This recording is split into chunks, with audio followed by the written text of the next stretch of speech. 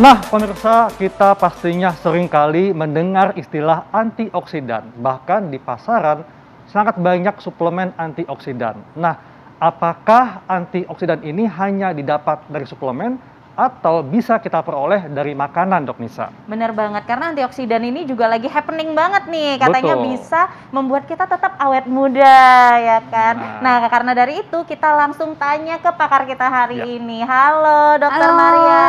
Dok. Halo, Apa Dok Maria. kabar? Dok, bentar dok. Saya ada pantun buat dokter nih. Aduh, bagian juga dok. Tadi aku udah kebagian. Jalan-jalan ke Tanjung Pandan. Jangan lupa minum antioksidan. Ya. Lupa saya. Tunggu. Lanjutkan. Lihat dirimu berdandan, bikin rinduku makin kecanduan. Aduh. Hari ini happy digombalin Dokter Haikal. Boleh, biar happy ya. Oke, dokter. Ini kan orang-orang pada penasaran sebenarnya. Antioksidan itu apa sih? Ada fakta mitosnya nih, Dok. Iya. Antioksidan katanya dapat mencegah dan memperbaiki kerusakan sel-sel dalam tubuh. Ini fakta atau mitos?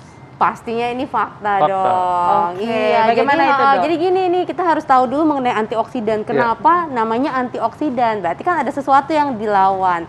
Berarti bersifat prooksidan gitu ya.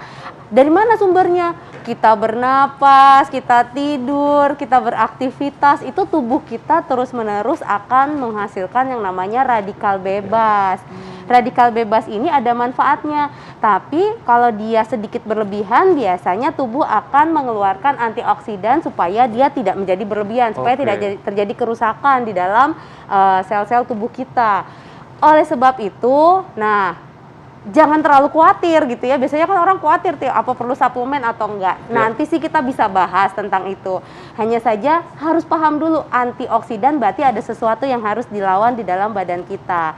Tapi bukan pada saat kita takut dengan COVID aja terus kita memikirkan antioksidan. Enggak, tapi sebenarnya harus diikat. Yang dilawan itu adalah prooksidan dan radikal bebas yang mana hal-hal tersebut tetap selalu ada di dalam badan kita. Oke, jadi artinya antioksidan ini semacam prajurit dok ya? Iya, Tentara betul. untuk melawan penyerang. Betul sekali, yang selalu ada gitu ya di dalam tubuh kita. Nah dok, kan memang di pasaran kita seringkali mendengar suplemen antioksidan. Nah, apakah karena banyak nih fakta mitos yang beredar dok ya, tubuh manusia tidak dapat memproduksi antioksidan alami. Fakta atau mitos dok? Ini mitos dong, mitos banget. Jadi jangan khawatir. Tuhan itu menciptakan badan kita wow banget gitu ya. Jadi ada radikal bebas yang muncul, kemudian ada juga akan antioksidan dibentuk oleh tubuh kita. Jadi istilahnya dari endogen. Jadi tubuh itu pintar sekali membentuk segala sesuatu yang meng-counteract. Jadi menghadapi saling ini nih, saling melengkapi. Kalau ada yang mau rusak dibenerin gitu. Termasuk salah satunya dengan membentuk antioksidan alami di dalam badan kita. Makanya supaya antioksidan alaminya ini bagus, ya tadi makanannya harus dijaga. Kalau enggak ya kekurangan deh antioksidan. Oke, ngomong-ngomong soal makanan nih dok, di depan kita kan udah berbagai macam makanan, termasuk makanan kesukaan saya nih coklat dok. Ya? Coklat. Ada juga ini buah beri dok ya? Ya betul sekali. Beri, ya. Ada kacang mede, ada almond ya dok ya. Oke, nah ini aku mau bahas yang makanan kesukaan aku dulu dok. Ini kan coklat, kayaknya ini sih dark coklat ya dok. Katanya dark coklat ini mengandung antioksidan yang tinggi. Nah ini gimana nih dok? Ya betul banget, tapi dark coklat ya dok. Pahit ya? Iya, tapi gini, walaupun milk coklat itu memang tetap ada antioksidan dari coklatnya gitu ya. Hanya saja yang harus kita perhatikan kan tadi, kalau misalnya badan kita hanya mikirin antioksidan ini tidak akan melengkapi apa yang namanya kebutuhan nutrisi. Jadi kalau nutrisi kita yang lain-lain kurang, kita ya udahlah biar dapat antioksidan dari coklat aja gitu ya. Akhirnya nutrisi badannya akan sibuk sekali mengcover nih bagaimana supaya nutrisinya jadi cukup. Bagaimana supaya antioksidan bisa terbentuk. Antioksidannya dapat dari coklat tapi tubuhnya kekurangan gizi, itu kan juga sesuatu yang tidak diharapkan. Efeknya radikal bebas tadi jadi terus-menerus diproduksi berlebihan. Jadi boleh banget karena dalam coklat, dark coklat ya, coklat Iya. apa sih dark coklat tuh? Coklat hitam, coklat Coklat pahit, hitam, coklat coklat hitam, Dok. pahit, coklat pahit ya. Coklat pahit. Itu ada flavonoidnya, nama antioksidannya ya, ada flavonoidnya. Nah, Dok, jadi Iya. ini kan saya suka banget nih Heeh. sama coklat. Kira-kira dark coklatnya itu berapa persen Berapa dan banyak? berapa banyak, Dok, yang bisa dikonsumsi? Kayaknya kalau ngomong banyak, jadi abis ini dokter Nisa bakal makan coklat. Ini habis ini nih, Dok, pas istirahat ini coklat bakal lenyap nih, Dok. Gitu ya. Jadi ini sebaiknya dijadikan memang dalam variasi asupan nutrisi kita. Ya. Berapa banyaknya? Sebenarnya secukupnya aja. Jadi secukupnya tuh biasanya 1 potek atau 2 potek. Hati-hati milih coklatnya. Ingat ya, Dok, dark coklat bukan berarti ada tambahan gula dan lain-lainnya. Berarti berapa persen, Dok, yang disarankan? Kalau berapa persen lebih ke arah berapa gram biasanya ya. Oke. Berapa gram, jadi secukupnya aja. Kalau bisa sih jangan lebih dari 100 gram. Betul, betul. Oh. Nah, jadi Dok, selain coklat ada juga nih, Dok, buah-buahan ya seperti mangga, kemudian buah-buah beri, Berries, ya. kacang-kacangan. Ha-ha. Nah, dari mangga ini zat antioksidan apa, Dok, yang terdapat di dalam mangga, dan apakah mangganya mangga matang atau mangga muda? Kan banyak Kalau nih yang suka lagi- mangga muda kan? Kalau lagi enak mah nggak mudah ya. Jadi gini, yang harus dipahami bahwa antioksidan itu juga bisa kita dapatkan dari vitamin-vitamin yang akrab di kuping kita. Jadi vitamin C, C. vitamin E, vitamin A, ya. Kemudian lagi ada unsur-unsur yang namanya trace element yang kecil-kecil tapi penting banget. Zinc, Selenium. selenium gitu ya. Ini ada manfaat di badan kita, tetapi juga bisa bersifat antioksidan tadi. Oke. Makanya orang biasanya cari karena dokter Nisa tadi bilang bisa awet muda gitu ya. Iya. Iya. Nah, kalau menandakan buah-buahan yang antioksidannya banyak, Betul, itu betul. biasanya mudah aja, nggak usah milih. Oh, katanya dokter Haikal makan mangga nih atau makan berries, tapi boleh beraneka buah dan sayur yang warnanya macam-macam. Perannya Ya, kuning, kuning, merah. merah, kemudian ungu. ungu gitu ya. Jadi ungu pun kita bisa dapatkan dari berries, Ya. ini apa? Blueberries ya. Blueberries, ya. Blueberries. Ada lagi strawberry warnanya merah, mangga warnanya kuning, kemudian terong warnanya juga ungu Betul. gitu ya. Jadi sayur dan buah yang beraneka warna Oke. ini sumber antioksidannya akan semakin beragam. Jadi Iya. manfaatnya lebih baik tentunya. Oke. Iya, Jadi dan banyak, tentunya hidup kita bakal lebih berwarna juga Betul ya, banget, ya Dok melihat Nisa. warna-warni itu.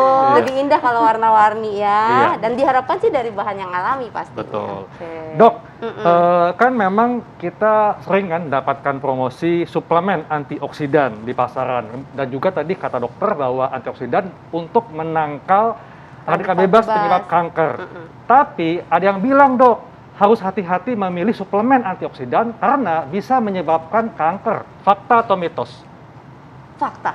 Fakta. Iya, jadi gini, kalau berarti kita bicaranya suplementasi gitu Iya. ya. Saya katanya antioksidan bagus, beli deh cepet-cepet kan banyak nih beredar di luar ya. Jadi faktanya sebaiknya kalau pada saat kita ingin membeli antioksidan, baik ini yang labelnya mengandung antioksidan atau mungkin vitamin C, vitamin E, vitamin Iya. A gitu ya, antioksidan Beta kuat, karoten, beta karoten.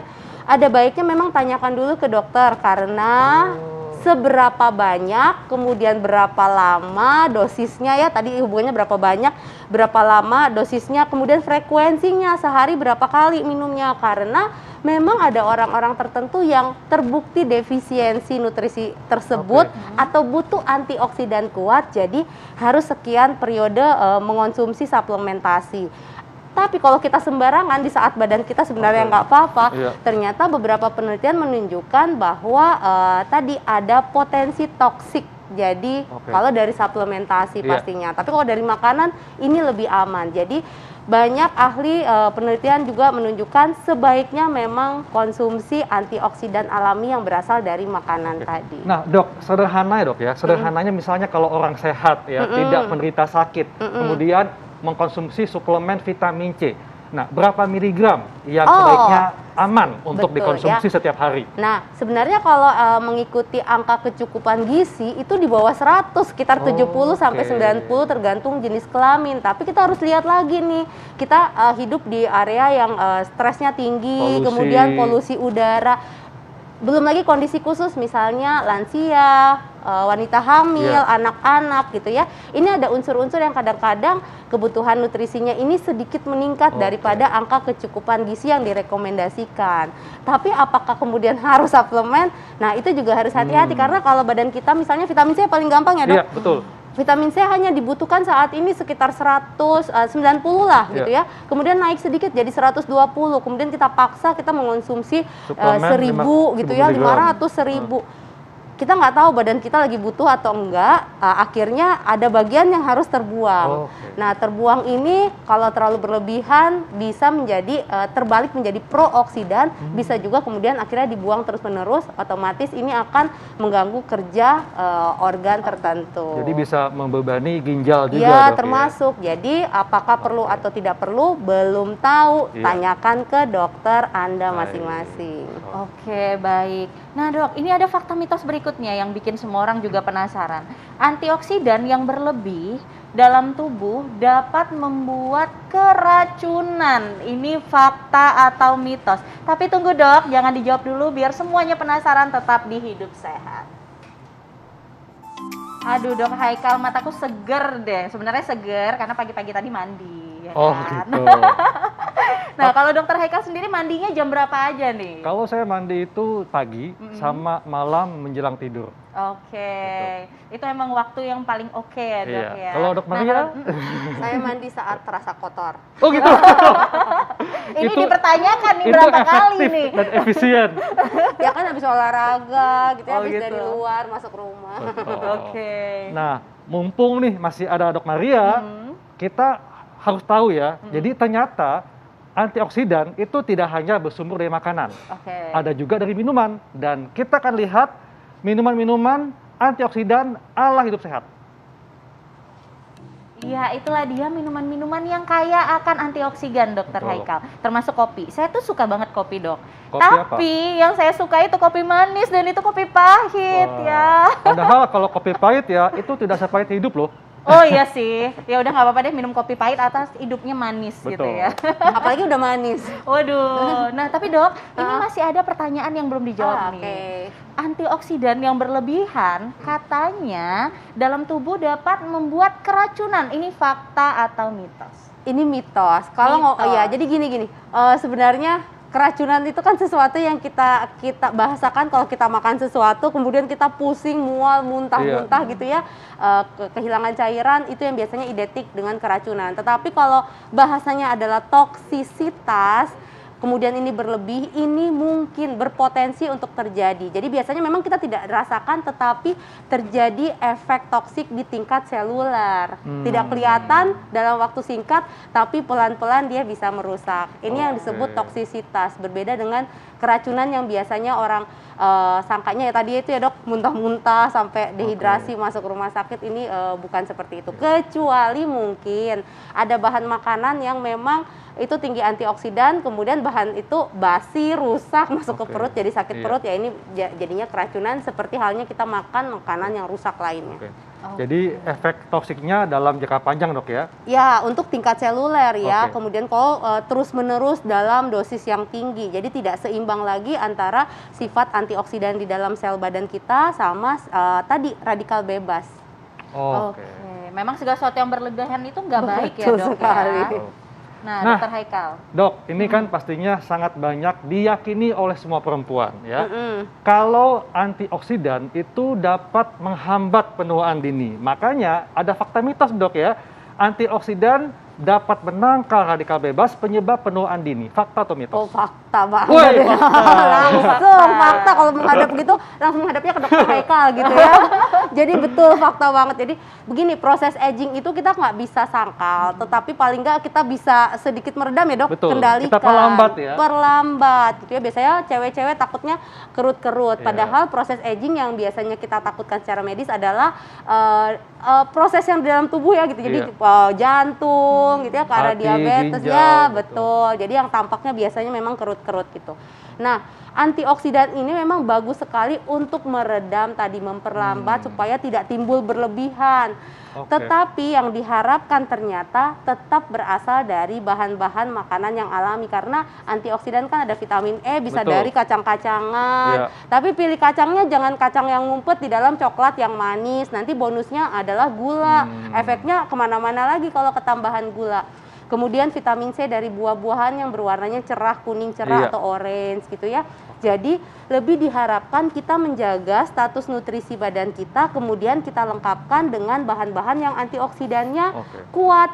Jadinya tadi pelan-pelan kalau ini terbentuk, tentunya penuaan dini kita bisa cegah. Termasuk penuaan yang tidak hanya pada kulit, tapi penuaan di seluruh tubuh kita. Organ kita, betul sekali. Nah, Dok, tadi kan dokter udah ngomong nih soal kacang-kacangan. Tapi kan kacang-kacangan itu banyak banget kan jenisnya, Dok. Kira-kira kacang-kacangan apa dan proses seperti apa yang baik dikonsumsi untuk meningkatkan antioksidan ini kan kita, ada Dok? almond, Ya, ada mete. almond. Ya, ini contohnya almond dan mete, tapi banyak sekali kacang-kacangan, kemudian juga biji-bijian gitu ya.